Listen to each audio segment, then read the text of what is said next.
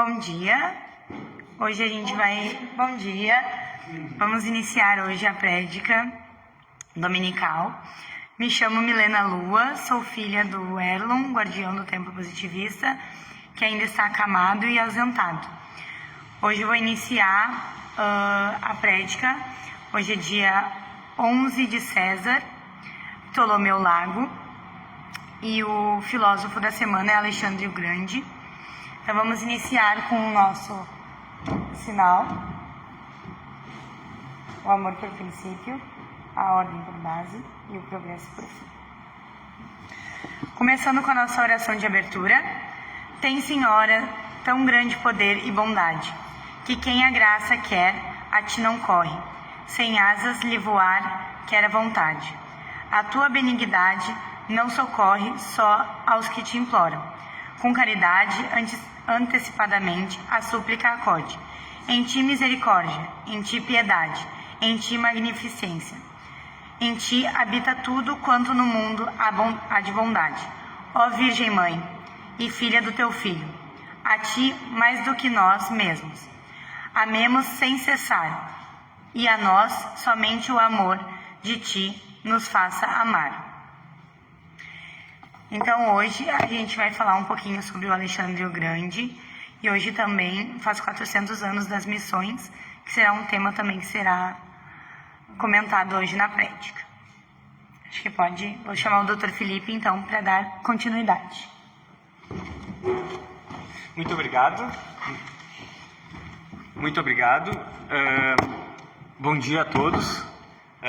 Hoje então vamos falar sobre Alexandre o Grande, que é o líder do mês desse mês, e em seguida vamos então falar também sobre Inácio de Loyola, fundador da Companhia de Jesus, antes de introduzir o debate sobre as missões jesuíticas. Bom, primeiramente então, quem foi Alexandre III da Macedônia, amplamente conhecido como Alexandre o Grande? Vou deixar um pouquinho para trás. Alexandre o Grande foi um dos comandantes militares mais bem-sucedidos da história. Em apenas 13 anos de reinado, ele construiu um dos maiores impérios do mundo antigo, que se estendeu da Grécia ao Egito até chegar às fronteiras da Índia. Alexandre o Grande nasceu em 356 a.C., em Pela, na Macedônia, e era filho do rei Filipe II e da rainha Olímpia. Alexandre subiu ao trono aos 20 anos após o assassinato do seu pai. Ele herdou um reino poderoso e um exército experiente que utilizou para consolidar a hegemonia macedônica sobre as cidades-estados gregas antes de iniciar sua campanha contra o Império Persa. Império Persa, que agora é hoje o Irã, que está em guerra contra os Estados Unidos. A influência de Aristóteles. Aos 13 anos, Alexandre foi aluno de Aristóteles, contratado por Filipe II para ser seu tutor particular. Essa educação foi fundamental para moldar o caráter do conquistador. Primeiro, nas questões intelectuais e científicas, porque Aristóteles despertou em Alexandre o interesse por filosofia, medicina, botânica e zoologia. Alexandre o Grande levava cientistas junto com ele nas expedições militares. A Ilíada. O filósofo Aristóteles deu a Alexandre uma edição anotada de Ilíada de Homero. Alexandre passou a se ver como um novo Aquiles, carregando o livro consigo em todas as batalhas. A visão de mundo. Aristóteles via os gregos... Embora Aristóteles visse os gregos como bárbaros, Alexandre acabou desenvolvendo uma visão mais integradora, incentivando a fusão das culturas. E por fim, as conquistas militares. Alexandre nunca perdeu uma batalha. Sua estratégia baseava-se na falange macedônica, com suas longas lanças, chamadas de sarissas, e na cavalaria de elite, que eram chamados companheiros. Ele então levou a queda da Pérsia, derrotando o rei Dario III em batalhas decisivas como Granico, Isso e Gaugamela. Com isso conquistou a Ásia Menor, a Síria e a Mesopotâmia. Então a herança de Alexandre o Grande, do ponto de vista das conquistas militares, é muito grande. No Egito, ele foi recebido como libertador do domínio persa e coroado faraó, fundando a cidade de Alexandria. Então, Alexandre libertou o Egito da Pérsia, fundando a cidade de Alexandria, famosa cidade de Alexandria, onde ficava a maior biblioteca do mundo. Expansão ao Oriente. Perseguiu os remanescentes do poder persa até Bactria e Sogdiana, atual Afeganistão e Uzbequistão, cruzando o rio Hindu Kush. Campanha na Índia. Venceu a batalha do rio Isdácios contra o rei Porus e ele pretendia avançar mais, mas seu exército, exausto após anos de campanha, forçou o retorno. Como resultado das campanhas militares e da influência de Alexandre o Grande, morrendo prematuramente no ano de 323 a.C., na Babilônia, ele causou o colapso da unidade política do seu próprio império, a sua morte, mas gerou consequências profundas. A fragmentação do império, o território foi dividido entre os generais, os diádocos, fundando os reinos helenísticos, como o Egito Ptolomaico e o Império Seleucida, a ascensão do grego. O grego tornou-se a língua franca do comércio e da diplomacia em todo o Mediterrâneo e no Oriente Próximo, e deixou de herança para o mundo o chamado helenismo, o período de fusão entre a cultura grega e as culturas orientais. Sincretismo cultural, mistura da arte, religião, cultura grega, com tradições persas, egípcias e indianas, rede de cidades, a fundação de dezenas de cidades, incluindo a capital, a nova cidade no Egito, Alexandria, e criou, que foi a grande biblioteca de Alexandria, então foi fundada pelos seus sucessores no Egito, se tornando o maior centro de formação de conhecimento da antiguidade. Abriu várias rotas de comércio do Oriente ao Ocidente, que mais tarde seriam usadas pelo Império Romano para serem integradas nas grandes rotas da seda que iam até a China. Essa então é a explicação sobre quem foi Alexandre o Grande. A professora...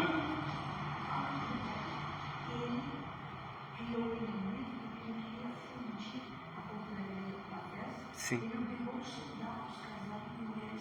A curiosidade que a professora trouxe aqui, que para fundir a cultura grega com a cultura persa, Alexandre obrigou ou incentivou seus soldados a casarem com mulheres persas. E ao longo do seu império ele fundou 11 Alexandrias. Muito obrigado, professor. Então agora vamos a quem foi Inácio de Loyola, o líder da nossa semana. Inácio de Loyola foi uma das figuras mais influentes da Reforma Católica, ou Contra-Reforma. Após as reformas protestantes, de Lutero, a Igreja Católica passou por um processo de inovação interna em que ela realizou uma contra-reforma no século XVI. Sua trajetória de Inácio de Loyola marca a transição de um cavaleiro focado em glórias militares para um místico e estrategista organizacional que moldou a educação e a evangelização no mundo moderno. Inácio de Loyola nasceu com o nome Iñigo Lopes de Loyola em 1491 e morreu em 1556, em uma família da pequena nobreza basca, na Espanha. Ele foi fundador da Companhia de Jesus, os jesuítas, e é lembrado como um mestre espiritual, tendo escrito os exercícios espirituais e como um dos grandes santos da Igreja Católica. Ele foi, então, cavaleiro no início da vida dele, viveu uma juventude dedicada às armas, à vida da corte, e aos ideais da cavalaria. Em 1521, durante a Batalha de Pamplona contra os franceses, uma bala de canhão feriu gravemente sua perna e, com isso, no período seguinte, ele passou por uma longa e dolorosa recuperação que, como ele não tinha livros da cavalaria para ler, apenas textos escritos sobre a vida de Cristo e dos santos, ele fez essas leituras.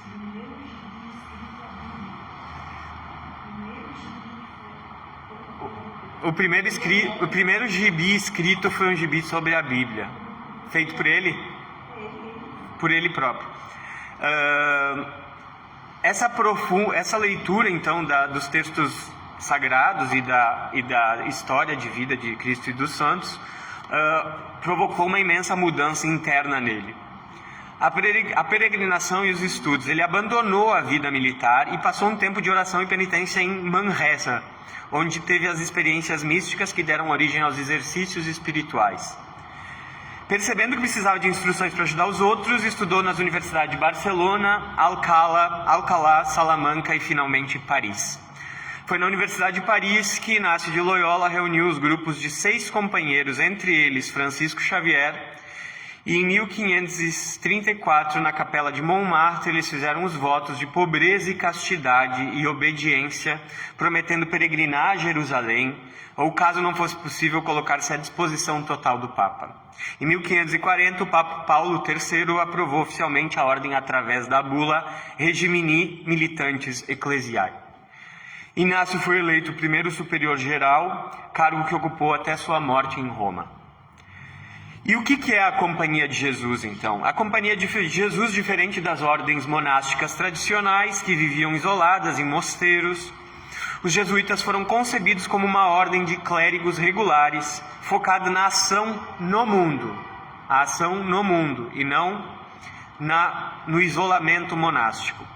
Ele fez voto de obediência ao Papa, além de 3 votos padrões, os jesuítas fazem um 4º voto de obediência direta ao pontífice para missões específicas. Disciplina e estrutura. Ela é conhecida, a companhia, por sua organização quase militar e rigor intelectual. O carisma. A maior glória de Deus é o carisma. Missões feitas pela Companhia de Jesus.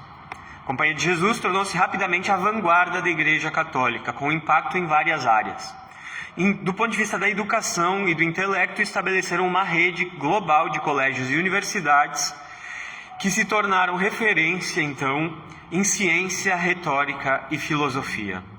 Criaram o Ratio Studiorum, um sistema pedagógico que padronizou o ensino humanístico no território cristão. Expansão missionária. Foram fundamentais na expansão do cristianismo fora da Europa. São Francisco Xavier levou o evangelho à Índia, Japão e morreu tentando entrar na China. Nas Américas, no Brasil, figuras como Manuel de Nóbrega, José de Anchieta foram cruciais na fundação de cidades como São Paulo e na catequese indígena, dos indígenas capturados pelos bandeirantes principalmente. China. Jesuítas como Mateu Ricci usaram conhecimento científico de astronomia e cartografia para ganhar o respeito da corte imperial chinesa. E na Europa atuaram como conselheiros de reis e teólogos no Concílio de Trento, ajudando a frear o avanço do protestantismo na Europa Central, como na Polônia, na Áustria e no sul da Alemanha. Por fim, na ciência foram grandes cartógrafos, astrônomos. Diversas crateras na Lua têm nomes de jesuítas e sistematizadores de línguas indígenas, como o Guarani, aqui no Rio Grande do Sul, nas missões jesuíticas, criando as primeiras gramáticas em diversas línguas ao redor do mundo. Então, esse foi o assunto do dia em relação aos líderes do mês e da semana, Alexandre o Grande e Inácio de Loyola. Agora eu passo, então, a palavra para o... Isso.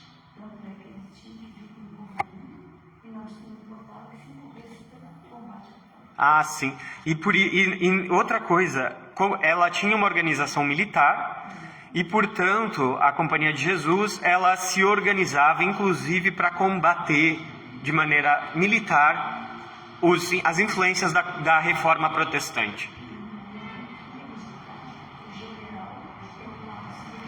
E na hierarquia militar da Companhia de Jesus, o general é o Papa. É isso. Muito obrigado. Vou passar a palavra agora para o mestre Abdon. E bom domingo a todos. Até mais. Esse é o doutor, deu show.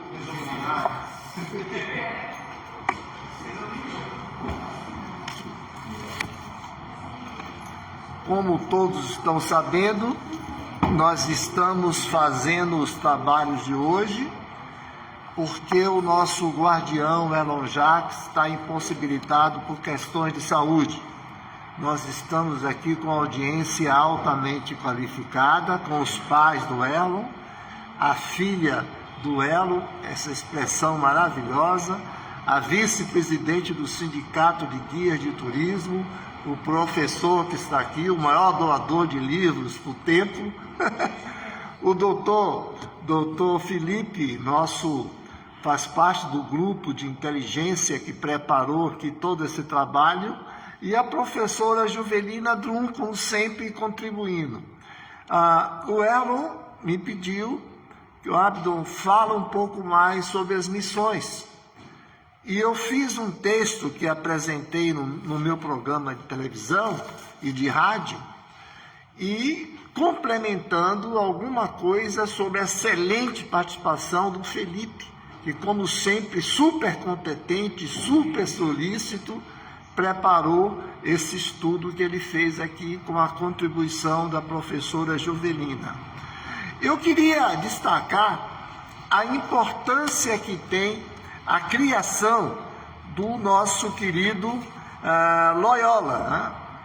Ele criou, no dia 15 de agosto, a Companhia de Jesus, em 1534, lá em Paris.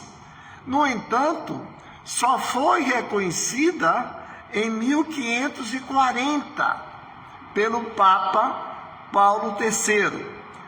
O Loyola e seus companheiros fizeram votos de pobreza, castidade e obediência. A aprovação do Papa Paulo III, aprovando a ordem, teve que toda uma decisão muito importante da Contra-Reforma. Lembrando que a Reforma, o luterano, Martinho Lutero, todo um trabalho de rever os ensinamentos de Cristo e da religião católica no mundo.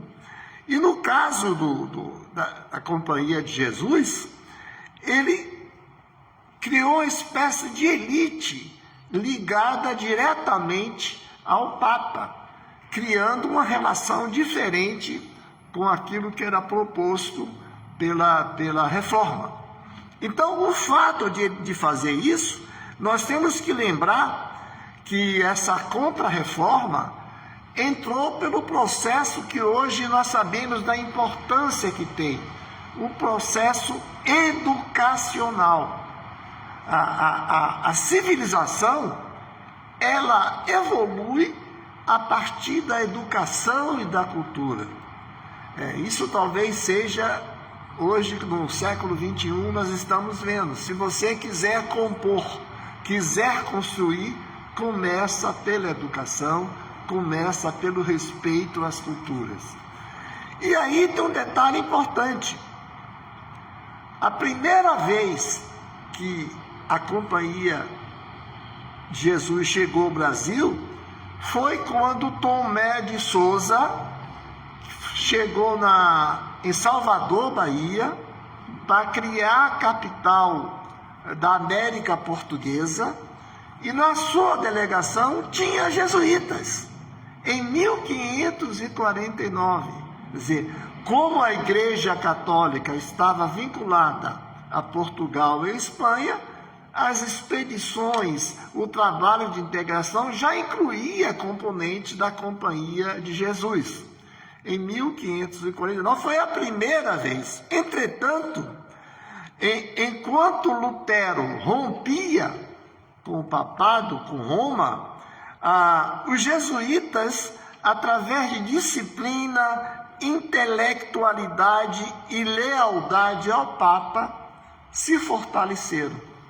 Lembrando que o mundo foi dividido entre Portugal e Espanha, e a religião católica, poderosíssima, tinha também essa ideia de catequizar, de fazer com que ampliasse a quantidade de pessoas da fé cristã.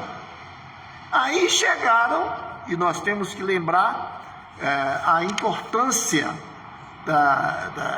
dos jesuítas no Brasil, como Felipe falou, Manuel da Nóbrega, que liderou os primeiros esforços de evangelização, depois José de Anchieta, figura central na consolidação da cultura, da educação e do diálogo. Esse detalhe é importante, porque no caso especial, aqui no século XVII, quando avançaram em direção à região sul, aqui Rio Grande do Sul, e o Roque Gonzalez, em 1626, por isso que 2026 é comemorado os 400 anos das missões, criou a primeira redução jesuítica no território gaúcho, que é a redução de São Nicolau. E um detalhe, a participação da evangelização e do diálogo entre os padres e a cultura local, os indígenas, alertou por algo bem interessante. Porque naquele momento, no século XVII, existia um movimento muito forte para captar índios que pudessem ser utilizados como mão de obra escrava. E os índios, realmente, por uma série de fatores, ficaram submissos e temerosos desse poderio dos bandeirantes, que iriam buscá-los para tratar como se fossem escravos, né? Isso é a parte feia, horrorosa, triste da nossa história. E os índios ficaram com a opção: ou nós ficamos contra os bandeirantes, com as suas espadas, com suas armas, ou nós nos apegamos a um Cristo. Esse Senhor que está aí, Cristo, que trata do amor, que trata da bondade. Literalmente, os indígenas ficaram entre a cruz e a espada. E através do diálogo foi feita a construção das reduções jesuíticas, que até hoje é um exemplo mundial. Em 2017, eu tive a oportunidade de visitar o Vaticano, juntamente com o Henry Seminissimi. Nós fomos tentar, em 2017, conseguir trazer a exposição do Vaticano para o Brasil. Nós não conseguimos, mas tentamos. E hoje está vendo assim essas comemorações todas. Hoje, por exemplo, nas missões, o ano todo tem comemorações, mas lembra algo que foi fundamental: o diálogo, a conversa, o exemplo, que criaram basicamente um exemplo que ficou registrado em todo o planeta. Tanto é que as missões é patrimônio da humanidade. Era um modelo inovador de organização social. Nós, economistas, sabemos que aquilo que eles fizeram no século XVII foi a base por uma série de ações de políticas econômicas. Eles cuidavam da produção, cuidavam dos idosos, cuidavam da preservação da memória. Tudo isso aconteceu aqui nessa região. Quer dizer, 400 anos depois, nós continuamos lembrando essa saga, essa contribuição das missões. Claro que aí nós podemos dizer, e eu estou chegando ao fim, que os 4 séculos da fundação, da redução de São Nicolau, no Rio Grande do Sul, não só deixou uma lembrança histórica, mas um reconhecimento pelas contribuições culturais, educacionais, econômicas, sociais e também turísticas. Porque a partir do momento, com essa preservação da memória cultural, se tornou um atrativo. E desde 1983, quando foi tombado como Patrimônio da Humanidade, milhares de pessoas visitam as missões. Porque esse projeto, além de tudo que nós falamos, ele integrou fé, cultura, educação e desenvolvimento. Diga, professora. A Unicinos é um exemplo. Bem lembrado, professora. A Unicinos é um exemplo que eles estão aqui, estão presentes. Então, naturalmente, missões não são apenas ruínas de pedra. Eu conheço uma pessoa que foi visitar as missões e falou: é um monte de ruína de pedra. Coitadinho. Essa pessoa faz parte daquele grupo que você mostra a lua, ele olha para o dedo, né? Você não pode amar. Você não pode amar aquilo que não conhece. E os antecedentes históricos, não é, professora, turismóloga, guia de turismo, fazem exatamente o diferencial. Conheça a sua história, conheça o seu passado. Diga, professora. Lá nas missões, quando eu estudei com as pessoas, eles colocaram os índios, eles não têm lá de assim, ó, preservar para amanhã.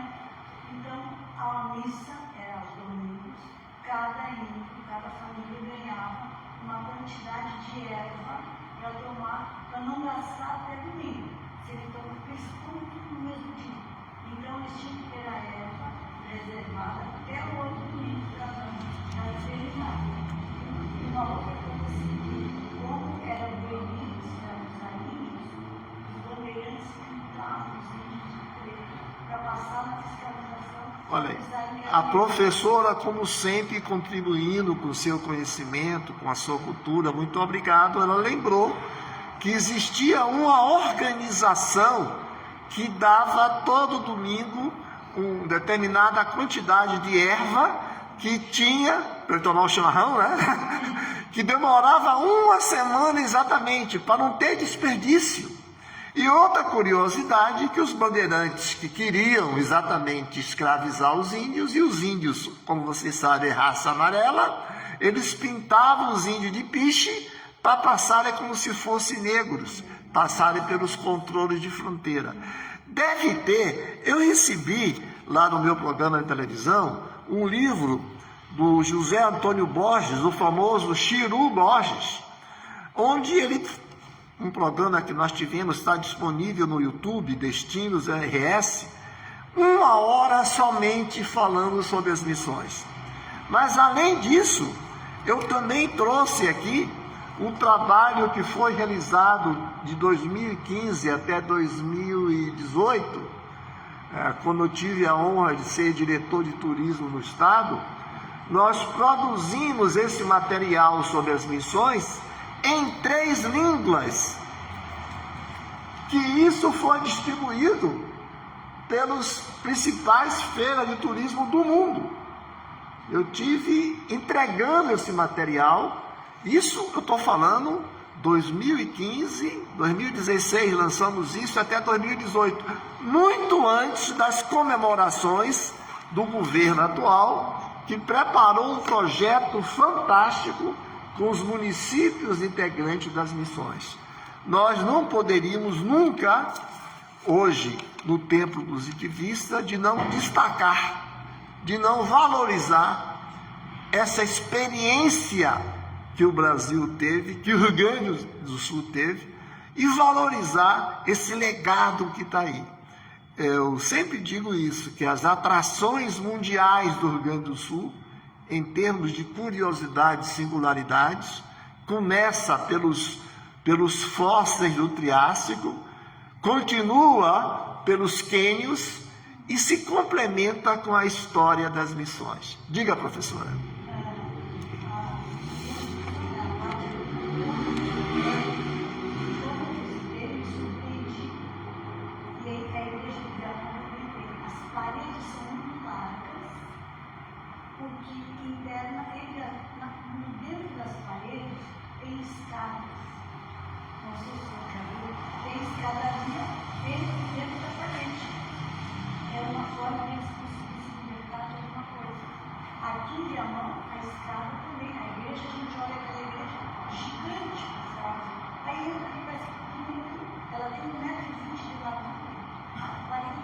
Quer dizer que existia também, a professora está lembrando, que as construções da época tinham uma largura entre os muros, porque tinham escadas que poderiam servir de fuga, de rotas como fuga. As missões, elas são fantásticas, no sentido de curiosidade. Por exemplo, eles pegavam, isso eu aprendi no meu programa lá, pegavam aquelas imagens e um padre entrava na imagem,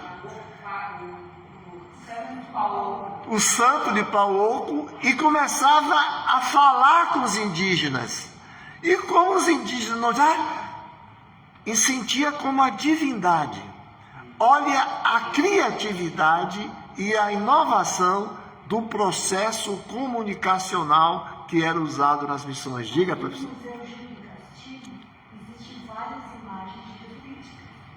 E as imagens tem isso aí também, mas uma das coisas assim, que também observadas, nós conseguimos entender como que eles ensinaram latim, cantar em latim, na igreja, a língua, eles conseguiram passar, eles aprenderam, mas também ensinaram. Porque aí que entra a contribuição acadêmica, a estratégia educacional que foi utilizada. Repito bem, ao invés de guerrear, de atirar, de matar, eles foram dialogando, eles foram conversando, inclusive ensinando latim.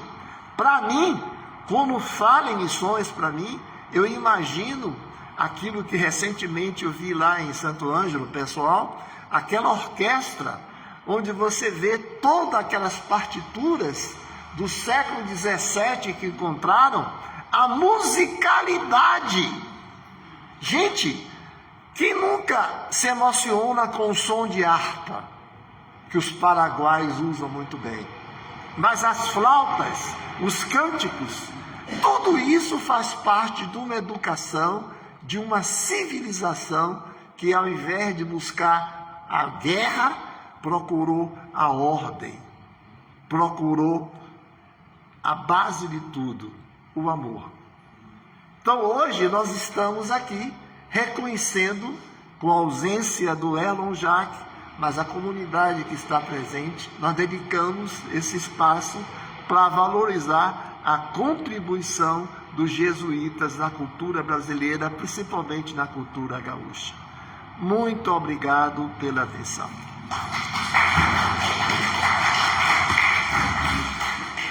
Volto a falar com a... Isso, vou ler ali o Drops. Muito obrigada.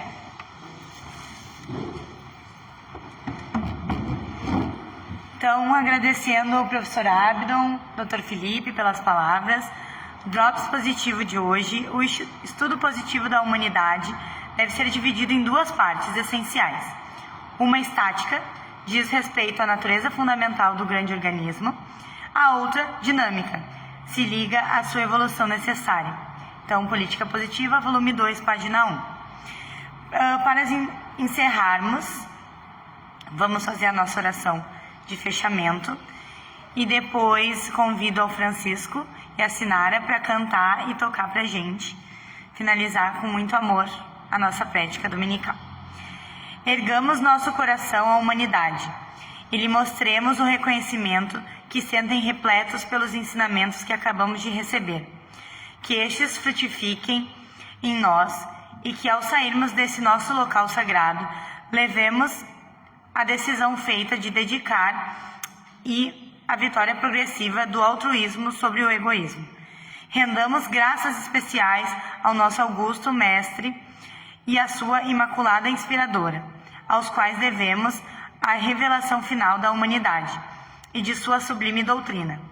Que a tua palavra de vida, ó Santa Humanidade, seja não só bem aceita e compreendida, mas acima de tudo aplicada com zelo a todos os atos da nossa vida pública e pessoal. Amém. Então chamo agora o Francisco para tocar um pouquinho pra gente. Momento cultural musical. Momento cultural musical.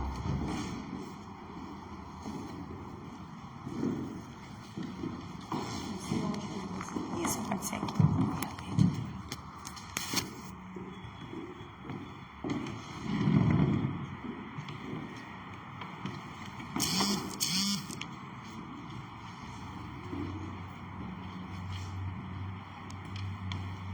Aproveitando então o momento para encerrarmos esse nosso dia, como sempre, nosso filho faz, música, alegria, faz parte da nossa vida e da vida do Elmo. Filho, nós estamos te aguardando, mas te cuida, meu amor. Vamos, pai. Sim. Eu quero agradecer a todos pela atenção que deram ao Elo, desses momentos cruciais, em momentos muito tristes em que passamos com este sofrimento do Elo. E graças a Deus e graças ao esforço de todos, ele está se recuperando, está bem. Quero agradecer de todo o coração a todos pela disposição que tiveram em ajudar o nosso filho. E vamos fazer uma música. A pedido dele, pai, hoje eu quero que tu faça esta música. Informo também que o jornalista Fleck de Gramado está transmitindo. Obrigada, muito obrigada. Eu sei que vou te amar por toda a minha vida, eu vou te amar e cada despedida eu vou te amar. Desesperadamente eu sei que vou te amar.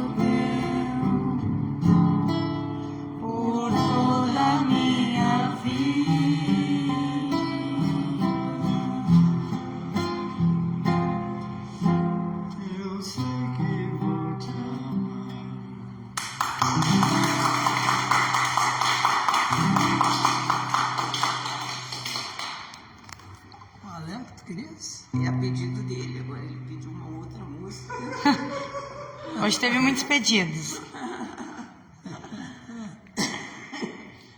Não lembra qual que ele pediu? Como é grande o meu amor por você. Como é grande o meu amor por você. Pegar um tom melhor aqui então.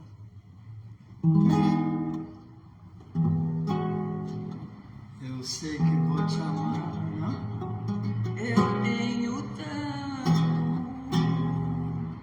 Eu tenho tanto pra me falar, mas com palavras não sei dizer. Como é grande o meu amor por você. E não há nada pra comparar, para poder explicar. Como é grande o meu amor por você.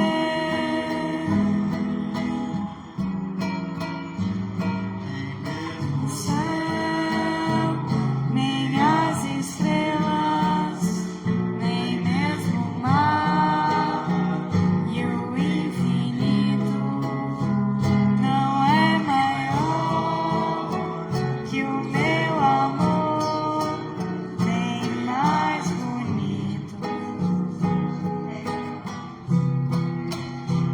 Me desespero a procurar alguma forma de lhe falar.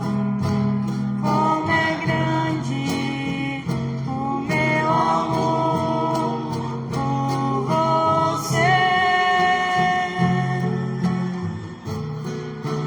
Nunca se esqueça nem um segundo que eu tenho amor maior do mundo. Como é grande o meu amor por você.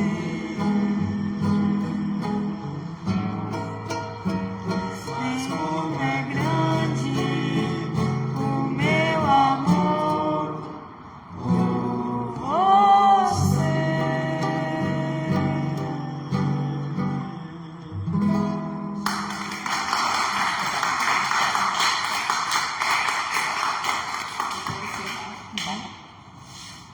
Para encerrar agora, a oração de São Francisco, também pedida pelo Erwin. Gostaríamos que todos acompanhassem juntos essa oração. Ela é musical?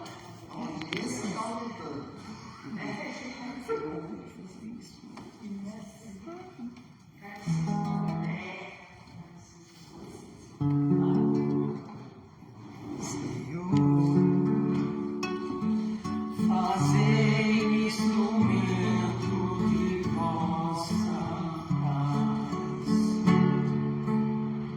onde houver ódio. Tem um probleminha aqui. Vamos começar de novo. Vamos lá, Vi? É que eu preciso ler. Diretamente.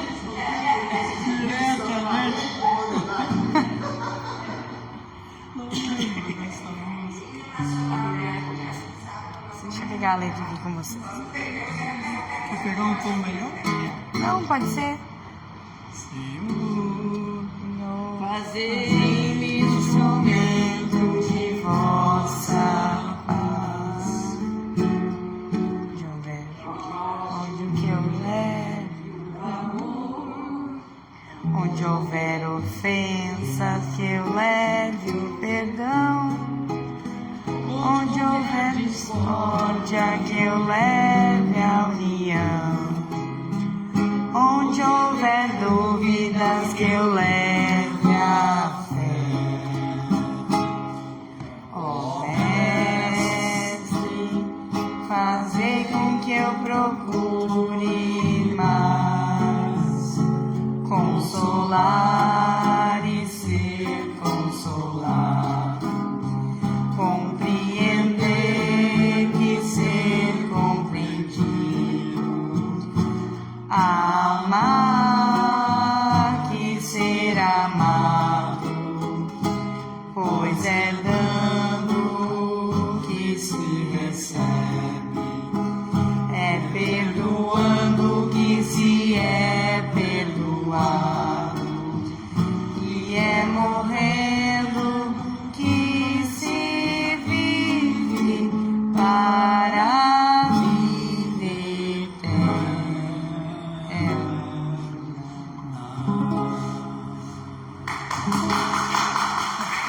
Gostaria de pedir à nossa professora Julimina para nós terminarmos com o nosso sinal sagrado.